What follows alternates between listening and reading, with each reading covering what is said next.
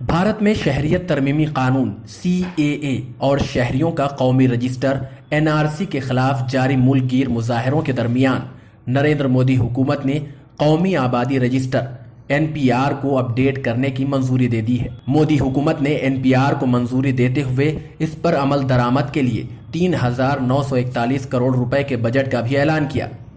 مغربی بنگال، پنجاب اور کیرالہ کی حکومتیں پہلے ہی NPR کی مخالفت کر رہی ہیں۔ NPR کیا ہے؟ نیشنل پاپولیشن رجسٹر NPR کے تحت بھارت کے ہر شہری کو اپنا نام اس رجسٹر میں درج کرانا لازمی ہوگا۔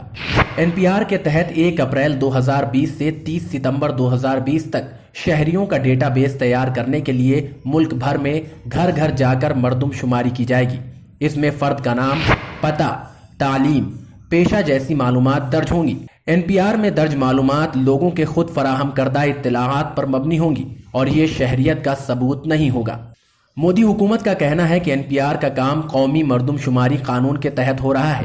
یہ ملک کے تمام عام شہریوں کا دستاویز ہے جسے شہریت قانون 1955 کے تحت مقامی، بلدیاتی، ضلعی، ریاستی اور قومی سطح پر تیار کیا جاتا ہے۔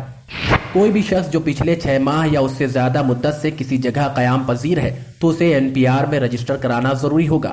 کوئی غیر ملکی بھی اگر بھارت کے کسی حصے میں 6 ماہ سے مقیم ہو تو اسے بھی NPR میں اپنی تفصیلات درج کرانی ہوں گی۔